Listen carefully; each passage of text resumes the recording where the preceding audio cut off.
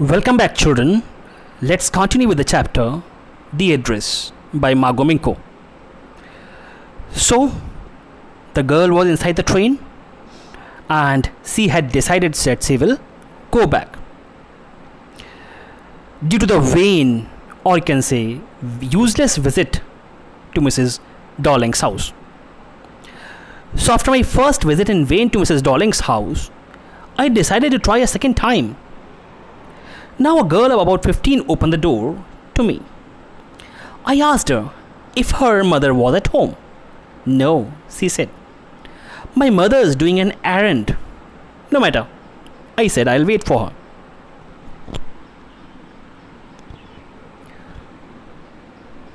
I followed the girl along the passage.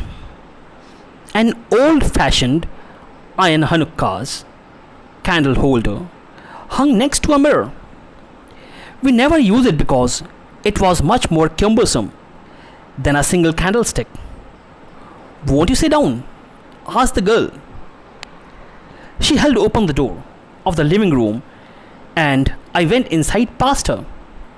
I stopped horrified. I was in a room I knew and did not know. I found myself in the midst of things I did want to see again, but which oppressed me in the strange atmosphere, or because of the tasteless way everything was arranged. Because of the ugly furniture or the muggy smell that hung there. I don't know, but I scarcely dared to look around me. The girl moved a chair. I sat down and stared at the window, woolen tablecloth. I rubbed it. My fingers grew warm from rubbing. I followed the lines of the pattern. Somewhere on the edge, there should be a burn mark that had never been repaired. So, children, suddenly the girl in the train decides to go once more back to Mrs. Darling's house. This time she was welcomed by a girl of 15 years of age. And she asked the girl about the mother. And the girl replied that she had gone out for some work. So, Mrs. S's daughter, or the author of the chapter, says, I will wait. So the girl of 15 opens the door, and when she enters the house, a musty smell welcomes her. She saw an iron Hanukkah, then a tablecloth, and slowly she identifies all the things which belong to her. She got a connection. Yes, those things belong to me. But suddenly, she lost them. Why? Because they were not arranged properly. And the way the ugly furniture or the muggy smell was there. She checked the tablecloth. There was a burn mark, and the girl knew when the tablecloth got burnt. My mother will be back soon, said the girl. I have already made tea for her. Will you have a cup? Thank you. I looked up. The girl put cups ready on the tea table. She had a broad back, just like her mother. She poured tea from a white pot. All it had was a gold border on the lid. I remembered. She opened a box and took some spoons out. That's a nice box. I heard my own voice. It was a strange voice, as though each sound was different in the room. Oh, you know about them? She had turned round and brought me my tea. She laughed. My mother says, it's antique. We have got lots more. She pointed down the room. See for yourself. I had no need to follow her hand. I knew which things she meant. I just looked at the still life over the table. As a child, I had always fancied the apple on the pewter plate. We use it for everything, she said. Once we even ate off the plates hanging there on the wall. I wanted it so much, but it wasn't anything special. I had found the burn mark on the tablecloth. The girl looked questioningly at me. Yes, I said. You get so used to touching all those lovely things in the house, you hardly look them at anymore. So the author, or Mrs. S's daughter, recognized each and everything in the house, from the pewter plate to the iron Hanukkah to the cutlery and everything. Everything was her, which Mrs. Darling, or this 15-year-old girl's mother, had taken back.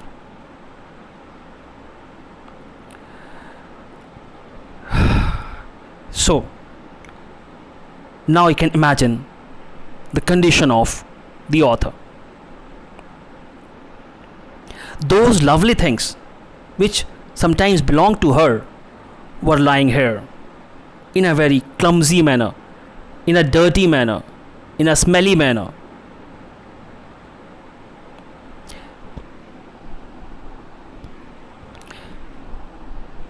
You only notice when something is missing because it has to be repaired or because you have lent it. For example, again I heard the unnatural sound of my voice and I went on. I remembered my mother once asked me if I would help her polish the silver. It was a very long time ago and I was probably bored that day, or perhaps I had to stay at home because I was ill. As she had never asked me before, I asked her what silver she meant, and she replied, surprised, that it was the spoons, forks and knives. Of course, and that was a strange thing. I didn't know the cutlery we ate of every day was silver. So, the narrator, the author, remembers the day when her mother asked, or Mrs. S asked, the girl to polish the cutlery. The girl laughed again. I bet you don't know it as either. I looked intently at her. When we eat with, she asked, well, do you know? She hesitated. She walked to the sideboard and wanted to open a drawer. Ah, look, it's in here. I jumped up. I was forgetting time. I must catch my train. She had her hand on the drawer. Don't you want to wait for my mother? No. I must go. I walked to the door. The girl pulled the drawer open. I can find my own way. As I walked down the passage, I heard the jingling of spoons and forks. At the corner of the road, I looked up the number plate. Marconi Street, it said. I had been at number 46. The address was correct. But now I didn't want to remember it anymore. I wouldn't go back there because the objects that are linked in your memory with the familiar life of former times instantly lose their value when severed from them.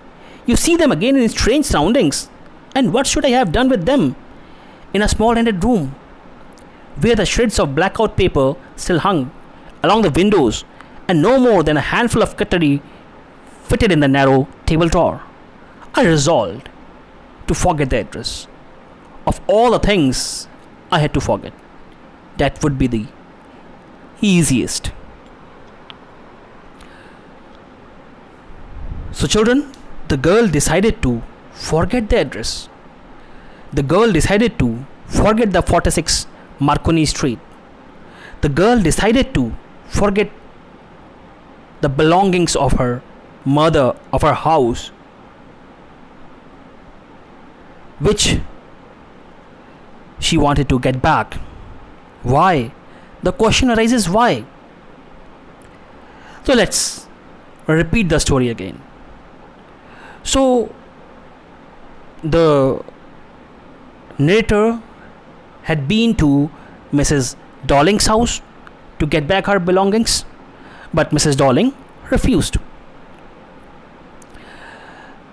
The girl went back to the station, but suddenly she decides to get back to Mrs. Darling's house.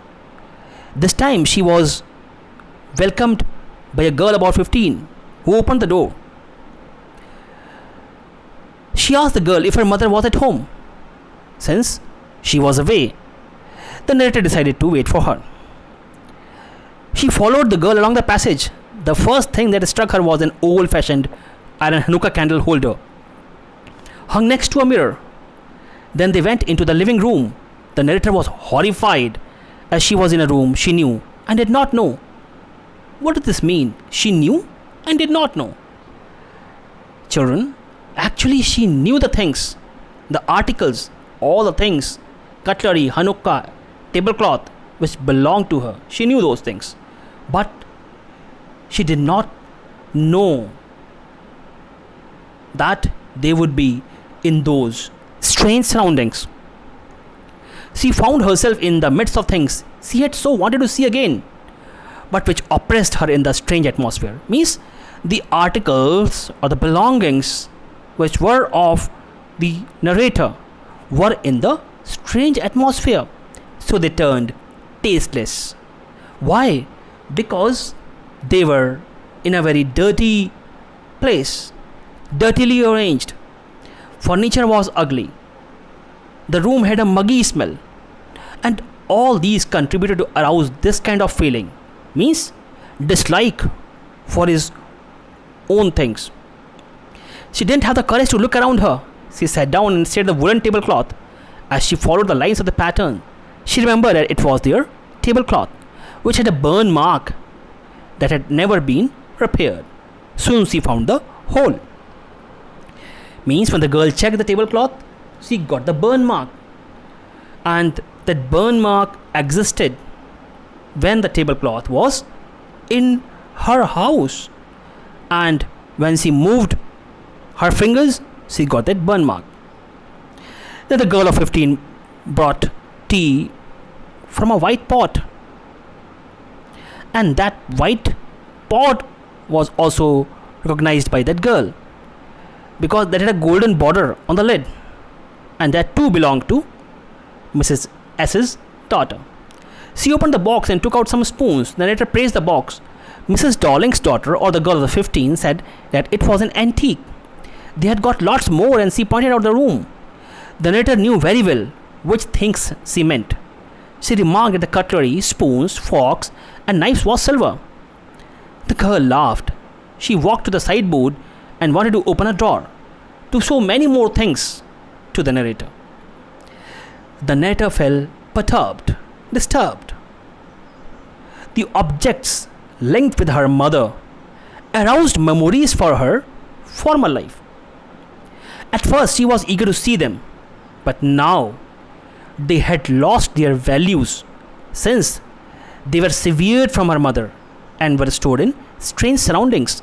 Means those articles were cut off from her mother, and now the narrator, or Mrs. S.'s daughter, was seeing them in strange place. Moreover, they were useless to her in the present condition. Maybe now she was a well-established person after the war.